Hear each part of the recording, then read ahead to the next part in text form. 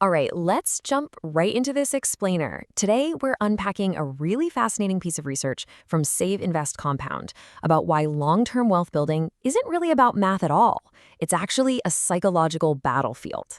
If you've ever found yourself wondering why incredibly smart people make absolutely terrible decisions with their money, well, you are definitely in the right place. To set the stage, listen to this quote sourced directly from the Save Invest Compound article. It perfectly frames the core paradox we're looking at today. The market does not beat most investors. Most investors beat themselves. It's kind of wild when you think about it, right?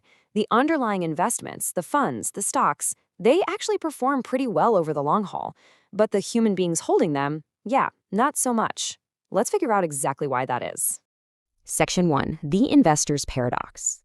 Okay, so to understand why we sabotage ourselves, we actually need to ditch the spreadsheets and financial models for a minute and step into cognitive science. It basically boils down to a massive evolutionary mismatch. Think of it as your savannah brain going up against the modern market. See, our brains were literally hardwired for survival on the African savannah. They are built to avoid sudden pain at all costs and to just assume that whatever happened yesterday is exactly what's going to happen tomorrow. But the modern market, it demands the exact opposite. It requires long-term thinking, it actively rewards doing nothing, and it embraces wild volatility. So the exact survival instincts that kept our ancestors alive are the very same things destroying your wealth today. Section 2, bias number 1, the pain of loss. Let's break down the main cognitive biases driving all this self-destruction, starting with a really strange asymmetry inside every single one of our brains. It's called prospect theory, or loss aversion.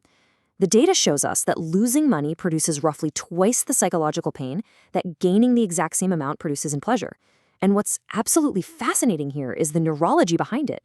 Research shows that experiencing a financial loss literally activates the exact same neural regions in your brain associated with physical pain. So we don't just dislike losing money. Our brains physically hurt when we see the red in our portfolios. For a perfect real-world example of this, just think back to the 2008 financial crisis. Between October 2007 and March 2009, the S&P 500 plummeted roughly 57%. Millions of terrified investors were feeling that literal psychological pain month after month, and eventually they just couldn't take it anymore. So what did they do?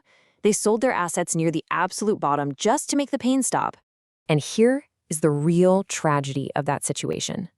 By fleeing to the false comfort of cash to soothe their savannah brains, those investors permanently locked in their paper losses. But even worse, they forfeited the exact dollars that would have compounded the fastest during the subsequent 400% bull market run over the following decade. Their brain's built-in defense mechanism literally cost them a fortune. Moving to Section 3, bias number 2, the trap of recency. So if loss aversion explains why we sell at the exact wrong time, our second bias explains why we constantly buy at the absolute worst possible moments. Enter recency bias.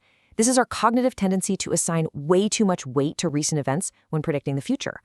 According to Morningstar's Mind the Gap report, which was cited by Save Invest Compound, investors who constantly chase recent performance end up losing an average of 1.7 percentage points per year. Now, 1.7% might sound like tiny peanuts, but over 30 years on a typical investment portfolio, that equals roughly $350,000 in foregone wealth. It just evaporates, all because our brains assume the recent past is the only truth. Let's look at a historic example of how this builds up. Take the late 90s tech bubble. In 1999, we saw record capital inflows into tech stocks for no other reason than, well, they'd been going up recently. By March 2000, the NASDAQ hit these extraordinary peak valuations, and then the bubble burst.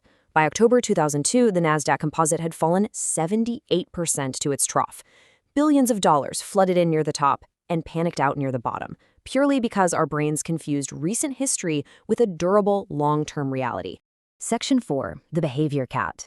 Okay, so the combined effect of selling in a blind panic because of loss aversion and then buying in euphoria due to recency bias creates this staggering reality that financial planners call the behavior gap. Look at the data from JP Morgan Asset Management.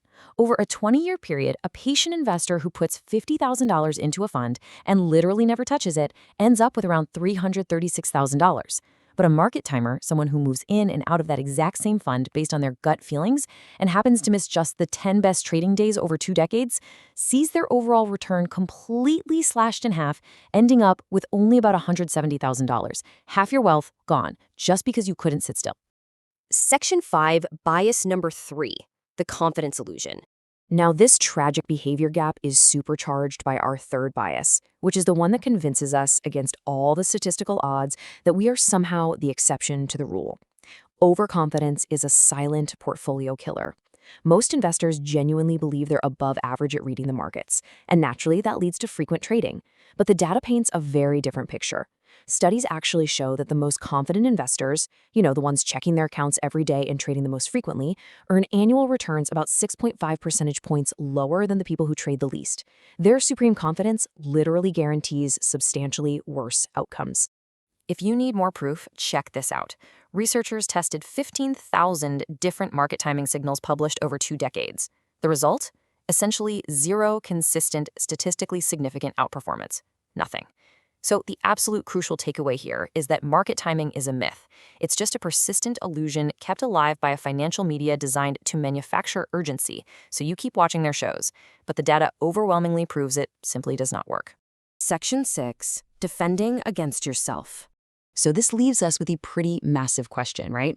If our own biology and neurology are actively conspiring against our portfolios, how do we actually win? I absolutely love this quote from the source explainer. Inaction in investing is a skill. We really need to internalize that good investing isn't about having more willpower or being smarter than the market. It's actually about being incredibly boring and letting your systems do all the heavy lifting. In regular life, doing nothing is usually a sign of failure. But in long-term investing, doing absolutely nothing when prices are falling is the ultimate sign of success. So, how do we master this art of inaction? By building strict structural walls. Automate all your contributions so you don't even have to make a choice every month. Commit to a very simple written asset allocation. Limit yourself to reviewing your portfolio only once a year to avoid feeling that painful daily volatility. Actively avoid consuming daily financial news.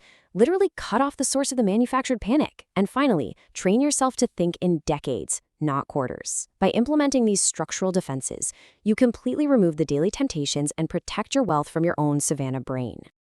Let's wrap things up with a final thought. Take a hard, honest look at your own habits today and ask yourself this. Will you let evolution manage your money, or will you build a system to outsmart it? Because at the end of the day, as the Save Invest Compound research so brilliantly highlights, the market isn't your biggest obstacle. You are. Stop fighting the market, start managing your own psychology, and let the systems you build do the heavy compounding for you.